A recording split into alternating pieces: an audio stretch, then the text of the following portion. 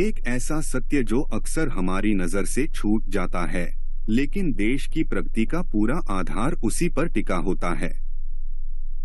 सतीश कुमार शर्मा कहते हैं, लोहार के हाथों में है देश का भविष्य, क्योंकि वे ही बनाते हैं हमारे औजार।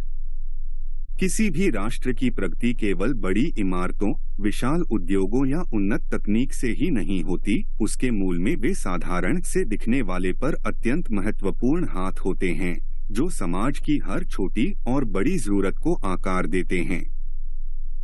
लोहार का कार्य ऐसा ही है, दृश्य रूप से सरल पर वास्तव में राष्ट्र निर्माण की नींव।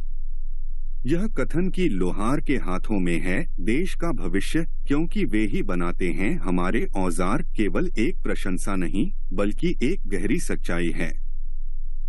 आगे विस्तार से इस विषय को समझिए। नमस्कार, आप देख रहे हैं अपना लोहार। Please subscribe this channel.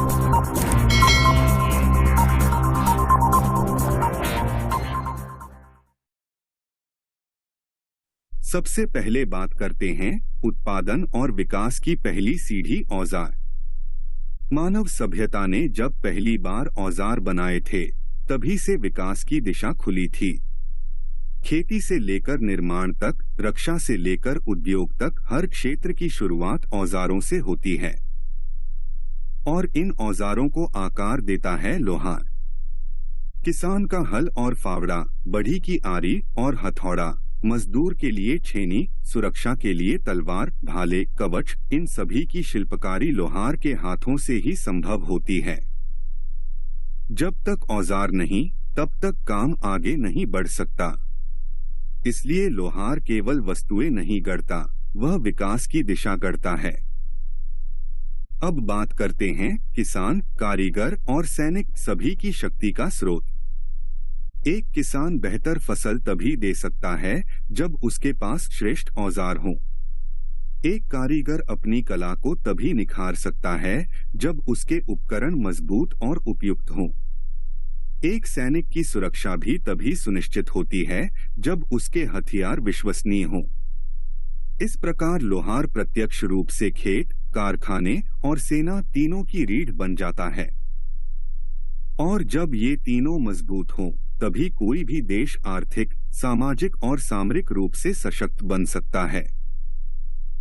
आगे बढ़ते हैं, कौशल और श्रम का महत्व। यह कथन श्रम और कौशल को उचित स्थान देता है। आधुनिक मशीनों के युग में भी लोहार का कार्य अप्रासंगिक नहीं हुआ है। आज की जटिल मशीनों के पीछे भी किसी न किसी रूप में धातु पर लोहार का मूलभूत ज्ञान और कौशल काम करता है। लोहार का धैर्य, परिश्रम और सृजनशीलता एक ऐसा गुण है जो हर युग में आवश्यक है, चाहे औद्योगिक क्रांति का समय हो या आज का तकनीकी युग। अब बात करते हैं आत्मनिर्भरता और स्वदेशी उत्पादन की।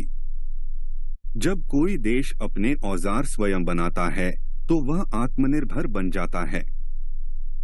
लोहार इसी आत्मनिर्भरता की पहली कड़ी है।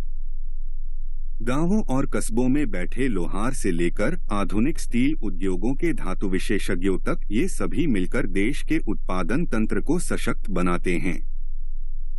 स्वदेशी औजार और मशीनें किसी भी अर्थव्यवस्था के लिए गर्व और शक्ति का स्रोत होती हैं। अब बात करते हैं सामाजिक संरचना में योगदान।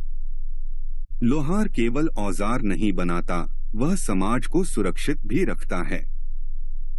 दरवाजों की सांकलें, चूल्हों की ग्रिल, घरों की सुरक्षा के लिए ताले, ये सभी उसके हुनर से बनते हैं।